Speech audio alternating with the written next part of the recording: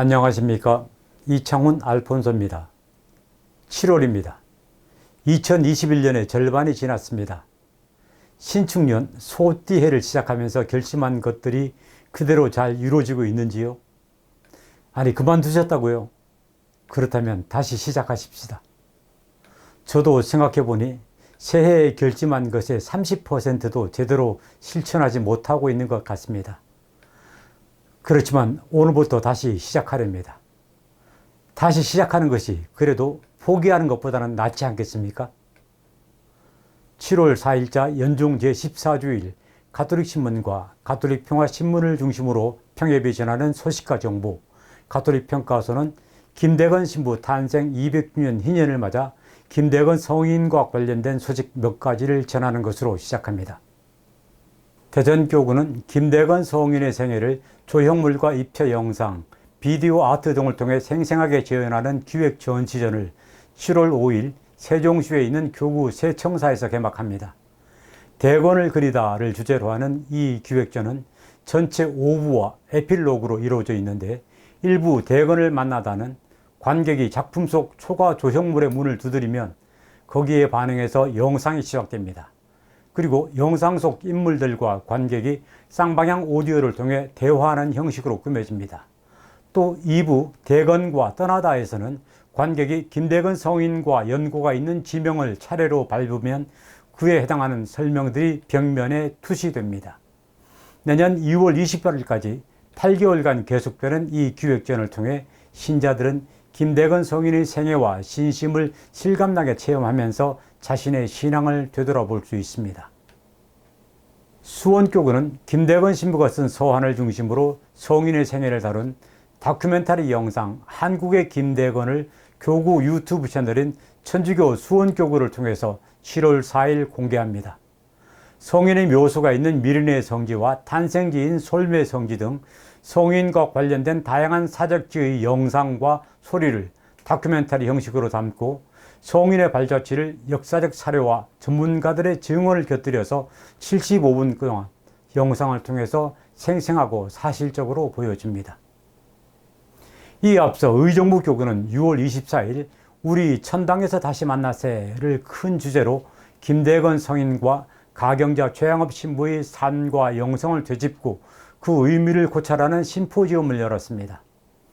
대전교구 원로사목자 조규식 신부는 김대건, 최양업 두 사제가 당시 박해의 어려움을 겪고 있던 신자들에게 보여준 태도는 복음의 훌륭한 증거가 됐을 뿐만 아니라 사제의 직무를 통해서 완덕의 길로 나아가고자 했음을 알게 해준다고 밝혔습니다. 한국순교복자수녀회 유은희 수녀는 현대의 순교는 일상의 삶을 신실하게 사는 일상의 성화라고 설명하고, 일상의 성화는 매일 삶 속에서 하느님을 발견하고 체험하며 감사드리는 일, 양심을 성찰하는 일, 이웃에 대한 작은 희생을 실천하는 일 등 소소한 사랑의 몸짓을 통해 점점 자라난다고 강조했습니다. 또 조광 고려대 명예교수는 김대건 신부와 최양업 신부는 불평등한 조선 사회에서는 새로운 평등한 인간관에 접근해 있었을 뿐만 아니라 이를 현실 생활에서 실천해 나갔다고 밝히고, 천주교가 실천한 이러한 사회적 영성은 조선 사회 사상의 발전을 나타내는 결과이자 동시에 사회 사상의 발전을 이끈 요소로도 작용했다고 설명했습니다. 한편 가톨릭신문은 이 심포지엄을 특집 기사로 다루면서 박해 속에서 끝내 지켰던 사랑과 평등, 그 영성 이어가야 라는 제목을 붙였습니다.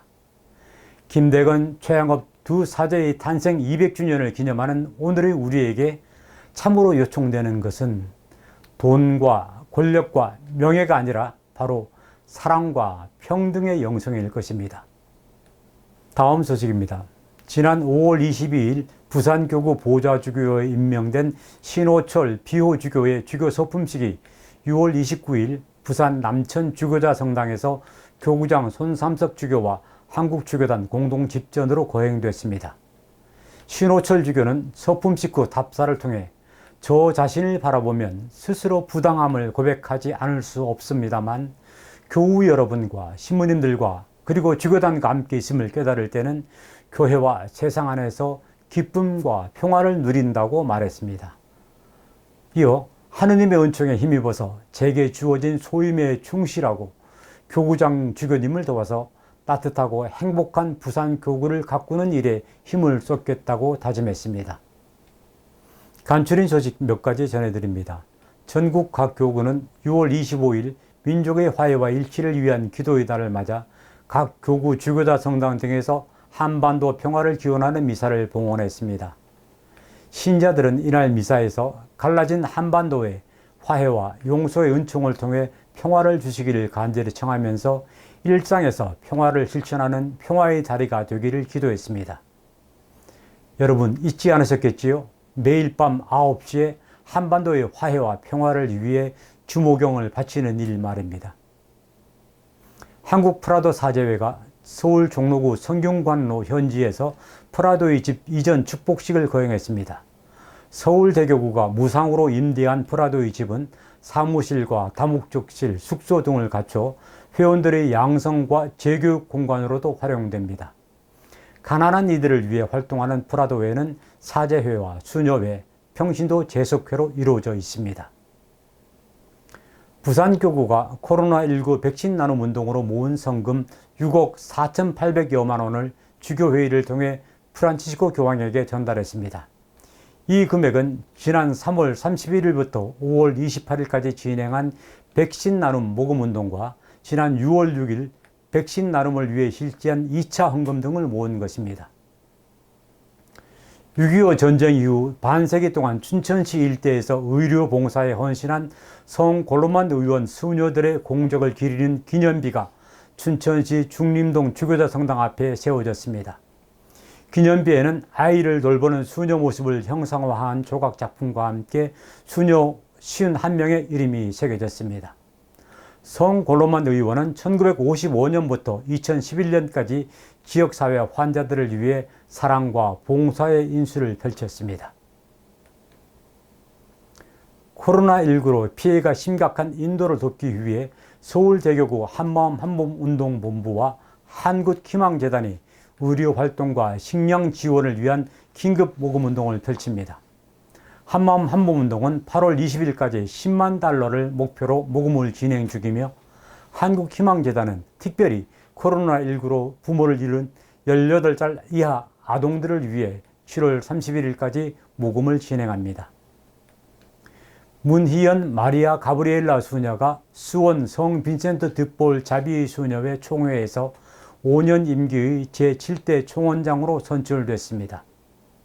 6.25 전쟁 당시 흥남 철수작전 중 피난민 14,000명을 구한 레너드 라루 선장의 시복 시성이 추진됩니다. 미국 주교회의는 최근 열린 춘계 총회에서 라루 선장의 시복 시성 추진을 승인했습니다.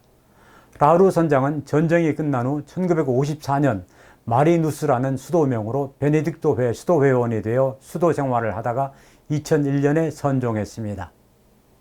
집권 여당의 5선 중진 의원이자 가톨릭 신자인 이상민 피델리스 의원이 발의한 평등에 관한 법률안이 남성과 여성 외에 분류하기 어려운 제3의 성을 인정하고 있어서 논란의 불씨가 되고 있습니다. 법안대로 제3의 성을 인정하고 그에 따른 차별을 금지할 경우에 남성과 여성, 곧 남녀의 결합에 바탕을 둔 혼인과 가정제도를 부정하는 것일 뿐만 아니라 사회 질서와 체계를 근간에서부터 뒤흔드는 것이 되기 때문입니다. 여러분 어떻게 생각하십니까? 가톨릭 평가소 여기서 마치고 저는 다음 주에 다시 찾아뵙겠습니다.